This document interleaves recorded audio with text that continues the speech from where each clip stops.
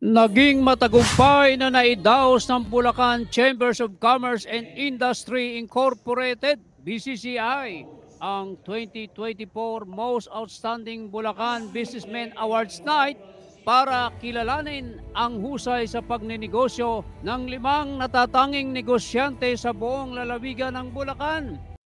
Ang 5 natatanging mga negosyante na binigyan ng mataas na parangal na kinabibilangan ni Rodel Sibulo, General Manager ng Choose Your Shoes Philippines CYS Philippines Incorporated, Mr. Kevin Makhel Yao, Founder CEO ng AutoKit Truck Solutions, Benjamin Eusebio, Direktor ng Big Ben Builders Development and Realty Corporation, Architect Monique Villanca ng JMB Design Works at Miss Aurora Oichuco ng Habitat Trading, Uni1 Hardware, Use Mike Builders Park. Ayon kay Miss Lilibet Alcaraz, Vice President for Chambers and Local Program ng BCCI, dumaan sa matinding selection process ang mga ginawaran ng award kung saan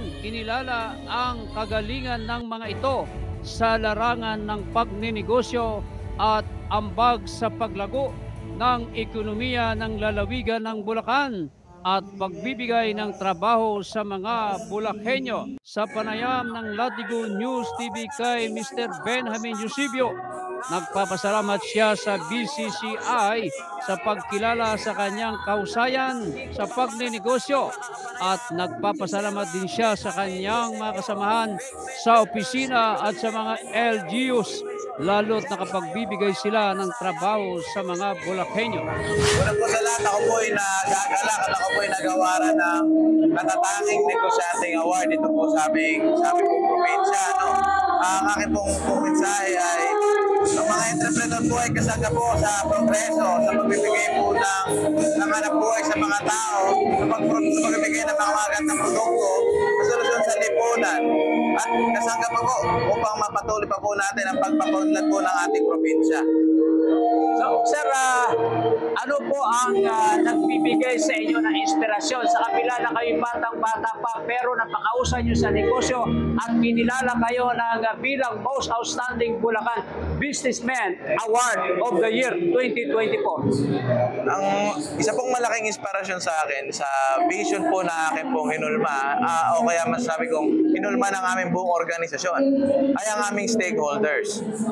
Marami po ang nakadepende pa po sa aming nakadepende po sa aming kumpanya. Ang mga trabahador po namin, ang mga supplier, ang mga kliyente na kailangan ng serbisyo at produkto namin, ang lokal na pamahalaan.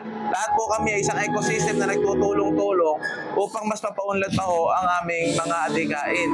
At dito po, sinusubukan namin talagang maabot yung vision namin para mas mapakita pa namin na ang Bulacan ay mas maunlad pa. Ito po ang aming gusto kontribusyon na hinahandog po namin kumpanya. Thank you. Ayon naman kay Kevin Makhel Yao, nagpapasalamat siya sa Bulacan Chamber sa pagkilala sa kanya bilang mahusay na negosyante sa lalawigan at gayon din ang kanyang pasasalamat sa kanyang co-workers dahil kung hindi sa mga ito, hindi niya makakamit ang tagumpay at pagkilala ng BCCI. Okay mga kaibigan, katatapos lamang ng 2024 Most Outstanding Bulacan Businessman of the Year na kung saan 5 sa mga pinagpipitagan ng mga businessmen ang nakatanggap kung kinilala ang kanilang kahusayan pagdating sa negosyo. Isa dito sa ating kakapanayamin, si Mr. Kevin Makhel Yao. Sir, ano po masasabi nyo sa inyong pagkakapanalo bilang Most Outstanding Bulacan Businessman of the Year? Okay, first of all, nagpapasalamat kami sa Bulacan Chamber for giving this award and sa mga co-workers ko po, hindi po namin makukuha to kung wala po sila. So again, maraming salamat po sa Bulacan Chamber po for this recognition po. Sir, ano po masasabi nyo na talagang sa despite the fact na you are very young pero talagang kinilala ang inyong kahusayan sa negosyo? Actually, basta gusto lang namin yung ginagawa namin. Tapos Tutulungan lang kami sa mga lahat ng mga empleyado sa company po. Samantala, nagpapasalamat din si Architect Juan Dominic Villangca sa BCCI dahil binigyan siya ng tsansa na makita ang kanyang passion sa trabaho at ipinangako nito na ipagpapatuloy ang kanyang kahusayan sa sipag sa pagnenegosyo para maging inspirasyon sa mga kabataan at entrepreneur at magpupursige pa para hanapin ang greater purpose sa buhay. Okay mga kaibigan, patapos na ang Most Outstanding Bulacan Businessman 2024 na ginanap dito sa HIAS Convention sa Malolos, Bulacan, kung saan binigyan ng pagkilala ang 5 pinagpipitaganang businessman dito sa lalawigan ng Bulacan. At isa nga ngayon sa ating makakapanayam, si Architect Juan Monic Villangca. Sir, ano pong mensahe nyo sa BCCI Bulacan Chambers of Commerce and Industry dahil kayo po ay napili bilang isa sa mapalad at mahusay na negosyante dito sa lalawigan ng Bulacan? Ano po inyong mensahe sa ating mga kababayan? Ang message ko lang po sa nagbigay sa atin ng award. Maraming salamat kasi nabigyan kami ng chance na makita ang aming passion sa aming trabaho. Dahil doon, magpapatuloy kami na maging inspirasyon sa mga kabataan, sa mga fellow entrepreneur at magpursige pa para hanapin ang greater purpose sa buhay. Kasi yan ang nakikita kong pinaka-importante, yung passion and greater purpose, hindi lang yung profit. Sir, nakakatuwa sapagkat bibira yung ganitong pagkilala sa isang negosyante pero nakita ang iyong kagalingan sa larangan ng pagnenegosyo. Ano po ang masasabi niyo sa ating mga kababayan ngayon na humahanga sa inyo? Sa kabila na kayo napakabata pa pero kayo ngayon ay isang puwarang negosyante sa buong lalawigan ng Bulacan. Actually, sa totoo po, hindi pa rin nagsisikin sa akin yung nangyari na to. Hindi ko rin in-expect na mapipili pa akong bigyan. Pero ganun pa man, tinatanggap ko po ito ng buo. At dahil po doon, mas lalo akong nagkaroon ng lakas ng loob para mas pagbutihan kung anong ginagawa ko ngayon. Naniwala ako na siguro tama talaga yung ginagawa ko na maglingkod sa kapwa, sa anumang aking makakaya. Kaya, kayo po, maraming salamat po sa mga nagtiwala. Maraming salamat, Architect Juan Monic Villangca, sir. Mabuhay po kayo. Salamat Congratulations. po, sir. Salamat. Habang si Miss Aurora Oichuco ay nagpapasalamat din sa Bulacan Chambers of Commerce and Industry dahil nagtataguyod ang mga ito sa mga small and medium enterprise dahil malaking tulong sa mga nagninegosyo. Okay mga kaibigan, katatapos lamang ng 2024 Most Outstanding Bulacan Businessman Awards Night ng Bulacan Chambers of Commerce and Industry na ginanap dito sa HIAS Convention, Malolos City. Mga kaibigan, makakapanayam natin si Ma'am Aurora Oichuco kung saan isa siya sa napiling Outstanding Bulacan Businesswoman of the Year. Ma'am, ano po masasabi nyo at kayo'y napili bilang pinakamahusay na negosyante sa buong lalawigan ng Bulacan? Nagpapasalamat ako sa Bulacan Chamber of Commerce and Industry sa pagbibigay ng award na ito.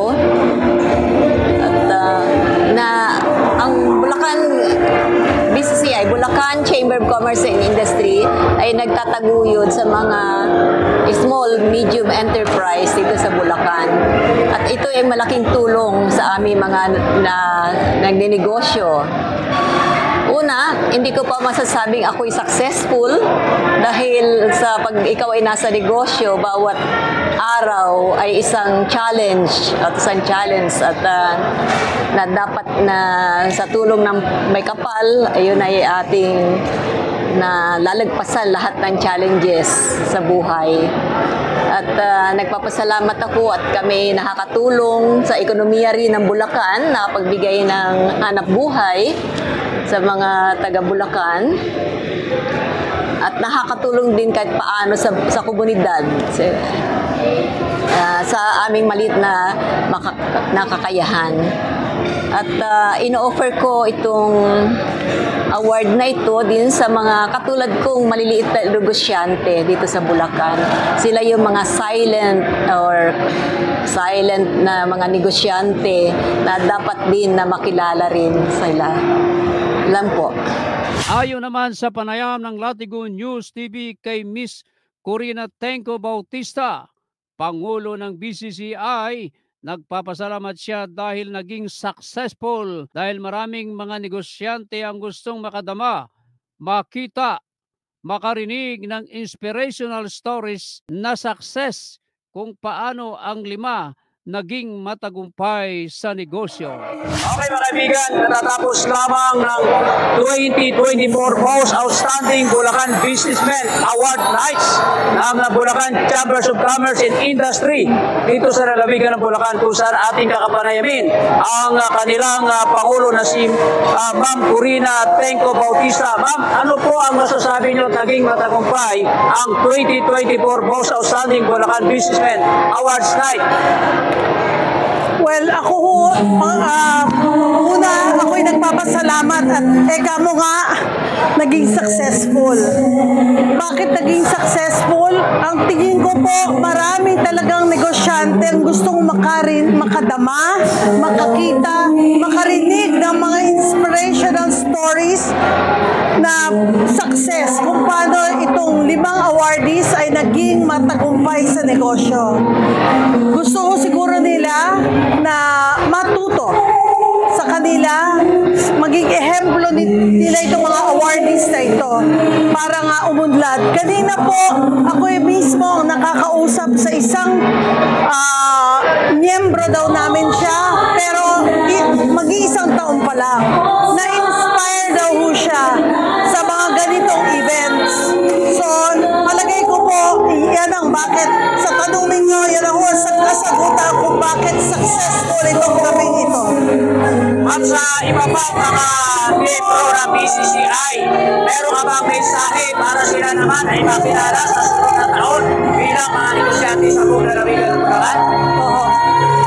Ang aking po mensahe sa iba namin miyembro, maging inspirasyon itong ating ginanap na awards night upang, teka nga rin, ulit nung babaeng nakausap ko na wala pang isang taon ng aming miyembro, ang sabi po niya, sisiguraduhin daw niya sa darating na 2 taon pa, siya ay nasa entabladong ito. So, talaga pong marami po kaming maitutulong. In fact, sa aming mid-year, kami ay magkakaroon ng isang munting salo-salo ulit ng mga miyembro para dadaling ko naman sa kanila yung aming mga LGUs o kaya iba't ibang mga ahensya ng gobyerno na maaring matulungan din silang mga bagong negosyante. So, yun lang po. Umuli, nagpapasalamat din po ako sa inyo na nabigyan niyo ako ng oportunidad upang malaman ninyo ano ang Bulacan Chamber of Commerce and Industry. Marami pong salamat sa inyong lahat. Kaya mga kaibigan, si Ma'am Corina Tenco Bautista, Pangulo ng Bulacan Chambers of Commerce and Industry. Sinabi naman ni Miss Cristina Tuson, Regional Governor ng PCCI Region 3, na ang Bulacan ay bayan ng mga negosyante at lahat ng suporta ay ipinagkakaloob ng pamahalaang panlalawigan ng Bulacan at ang suporta ng Bulacan Chambers of Commerce and Industry at sa pakipagtulungan ng lahat, kung kaya't naging matagumpay ang 2024 Most Outstanding Bulacan Businessman Awards Night. Okay mga kabayan, katatapos lamang ng Bulacan, katatapos lamang ng 20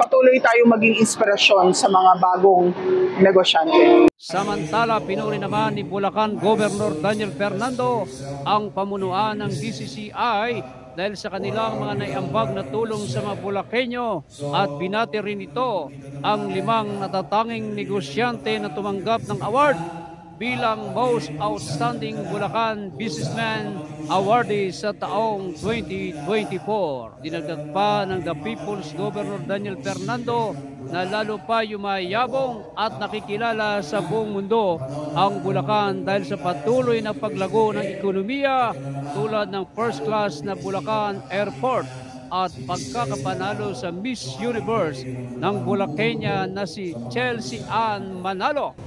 So ito po ay dahil niniwala ang inilingkod ng susi sa pamatagal ng kaunlaran para sa daligan ng Bulacan ay ang sipag, ang husay at abilidad ng bawat Bulacanyo.